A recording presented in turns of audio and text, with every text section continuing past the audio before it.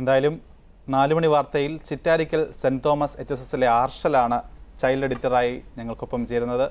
ആർഷൽ, ഇതിനു മുൻപ് TV ഒക്കെ കാണുമ്പോഴത്തേക്കും വാർത്ത വായിക്കാൻ കഴിയുമെന്നൊക്കെ പ്രതീക്ഷിച്ചിരുന്നോ? ഇല്ല, എനിക്ക് അങ്ങനെ ഒരു പ്രതീക്ഷയൊന്നും ഇല്ലായിരുന്നു.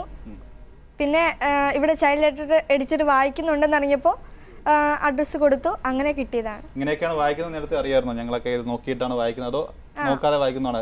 എങ്ങനെയാ വിചാരിച്ചിരുന്നത്? നോക്കി വായിക്കുന്നതെന്ന് അറിയാമായിരുന്നു. എന്തായാലും ആർഷൽ വായിച്ചോളൂ കേട്ടോ.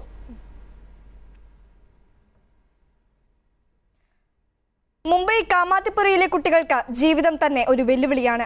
അവഗണനയും പ്രതിസന്ധികളും ഊർജ്ജമാക്കി പഠിച്ചു മുന്നേറുന്ന ചില മിടുക്കൻ കുട്ടികൾ പക്ഷേ ഇവിടെയുമുണ്ട്.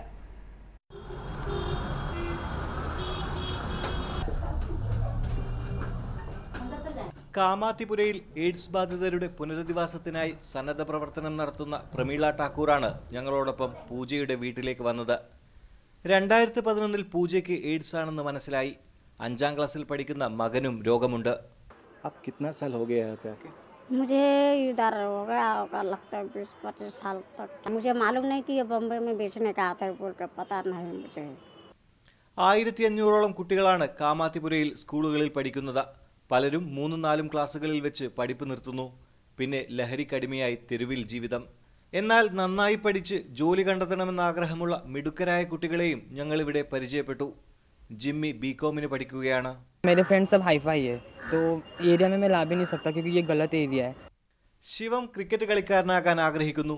സ്കൂളും ട്യൂഷനും കഴിഞ്ഞാൽ പിന്നെ ഗ്രൗണ്ടിൽ പ്രാക്ടീസ്. വിക്കറ്റ് കീപ്പിംഗ് ആണ് ഇഷ്ടം. റാണയ്ക്ക് സ്കൂൾ മാഷാവണം.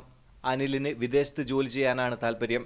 സന്നദ്ധ സേവകരാണ് ഈ കുരുന്നുകളെ ഇങ്ങനെ സ്വപ്നം കാണാൻ പഠിപ്പിച്ചത്.